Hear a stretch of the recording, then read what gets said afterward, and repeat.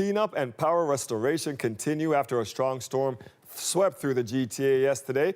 Clara Pasica joins us now from the Brimley and Lawrence area. And Clara, some significant damage there. Some significant damage indeed here, Dwight. I'm on Miramar Crescent in Scarborough, where, as you can see, there's quite a large tree that has come down behind me, smashing this van. It was just window smash, the weight of the branches, as you can see, pushing down on the vehicle here, and, just a tangle of branches blocking the road. And I'm not an expert on car vehicles, but as you can see, this is probably a write-off, this car. It's also another car behind it, also damaged by branches. I'm speaking with people, one person saying that his shed and his garden, went for a little joy fly, you could say, just uprooted that shed. Also speaking with someone on a neighboring street where another tree has come down, crushing another 2 vehicles. He actually lives next to his parents' home, so the whole family is now dealing with the aftermath of all of this. Have a listen to what he had to say. It was all dark, I was watching TV, and then raining, and then all of a sudden I heard a big bang. I thought it's one of the the garbage bin. What the hell was that? I peeked. It was so dark, and then I saw a big tree on the, covering our car, and that's my dad's car over there.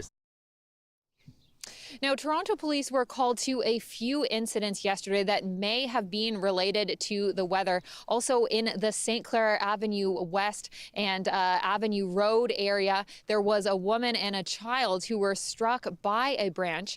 Now, the woman has non-life-threatening injuries, and the child is expected to be okay as well. The city also lost power in multiple parts of the city, really throughout the city, different incidents there of power loss. Toronto Hydro saying that at the height there were 27,000 customers without power. Now crews have been working through the night and this morning working to restore that power, that most people do now have power. But as you can see, there's still a whole lot of cleanup that will need to take place in light of all of this. Yeah, it passed through quickly but left a lot of damage in its wake. Thank you, Clara.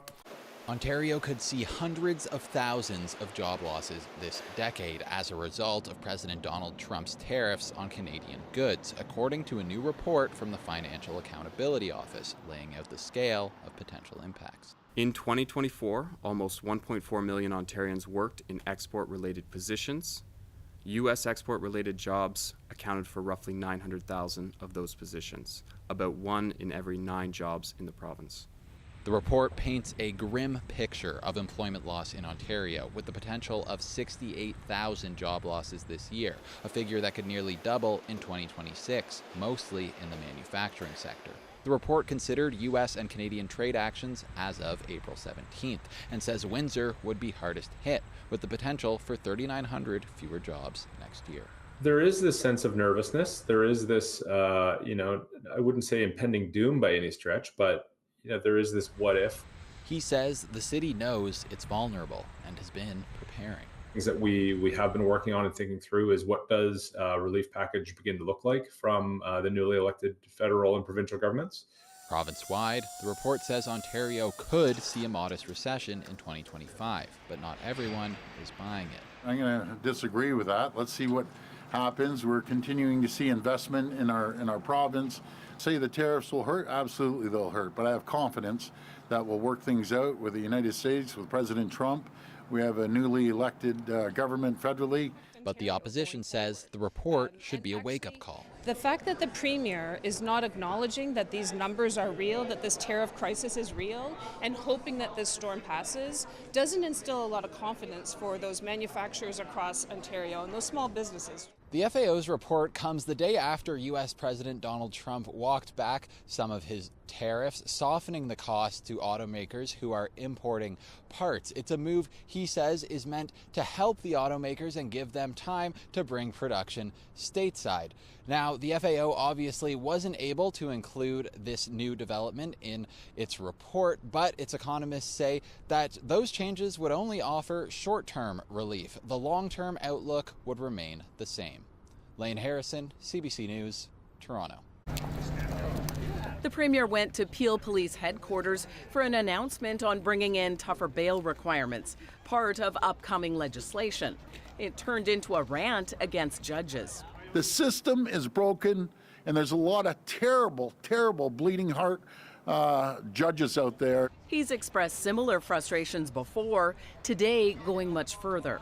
And once these judges get into their position, they have this sense of entitlement. That's what drives me crazy. We were democratically elected as a government. Last time I checked, there hasn't been any judges elected. Maybe that's the problem. We should do what the U.S. does. Let's start electing our judges. Part of what set him off, a judge's ruling to put a hold on his government's plan to remove bike lanes. An injunction was granted while the judge makes a final decision on whether it's constitutional to take them out. When you're fighting Trump, to sound like Trump when it comes to respecting the courts and due process doesn't do Ontarians any good, doesn't do Canadians any good. When the Premier starts talking like this, it's dangerous. And it shows that he thinks that this Americanization of Ontario, including in our courts, that is something he likes. I think he's offside with where Canadians are at right now. The judiciary are not there to further our agenda. They're independent. Their job is to impose the rule of law and to interpret the rule of law. Ford also floated another idea to get more judges who are tough on crime. These judges that are bleeding hearts, I can't wait till they retire. Matter of fact, I'll pay him to retire earlier. I'll pay you out for 2, 3, 4 years. Just get out of the system. Simple as that. The Criminal Lawyers Association dismissing the ideas. It's political rhetoric, to summarize it in my view. I'm sure the Premier knows that these are not realistic options that are constitutionally available. The upcoming bill will allow the appointment of judges to be fast-tracked. As for that injunction on bike lanes, Ford says his government will be appealing the judge's decision. Lorenda Redicomp, CBC News, Toronto. Our Leafs get another chance to eliminate the Sens tonight and move on to the second round of the playoffs. The series now sits at 3-2. Greg Ross joins us live from the Canadian Tire Centre in Ottawa. Greg, is tonight the night we seal the deal, Greg? Well, I think the Leafs would like to think so. I mean, their attitude has been very consistent since they lost Game 5 of this series on Tuesday night. They say, hey, we're still up 3-2. We're still in control of this series, and they are confident that they can close it out. Now, the Leaf fan base, not so much. I think they might be experiencing some deja vu, thinking about some of those past playoff failures for the Leafs, like just a few years ago when they were up 3-1 against the Montreal Canadiens, only to have the Habs come back and win that series in 7 games. I think this team is thinking about the struggles, or the fan base at least is thinking about the struggles that this team has had in closing out series. They are 1-13 in the last 8 years in games that they have had a chance to finish off a series. 1-13. The only win coming a couple of years ago when they eliminated the Tampa Bay Lightning. So yes, Leaf fans are a little bit concerned heading into Game 6 of this series. Now, the Ottawa Senators, they're calm, they're cool, and they're collected. I mean, they were the underdogs coming into this series. They weren't expected to win, and I don't think anybody was all that surprised when they were down 3-0 to start this series. More surprising, maybe the fact that they were able to get back into the series, now down just 3-2 with a chance to even things up here on home ice and force a Game 7. And I asked Travis Green, the coach of the Ottawa Senators, today what the mood is like in his dressing room now compared to what it was like just 2 games ago before Game 4 when they trailed 3-0. Probably a little more confidence, a little more, like I said, feeling comfortable in playoff hockey. But, I'd say a little more confident in belief, during the playoffs, how every game you've almost got to raise your game as the series goes on. And I think we're going to need to raise our game tonight.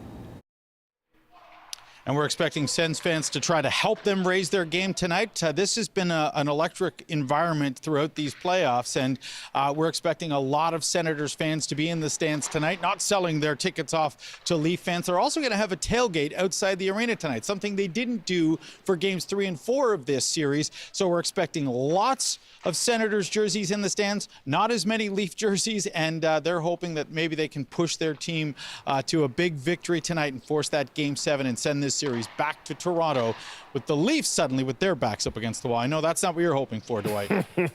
That tailgate will never match Maple Leaf Square tonight. Let's go, Leafs. Thank you, Greg.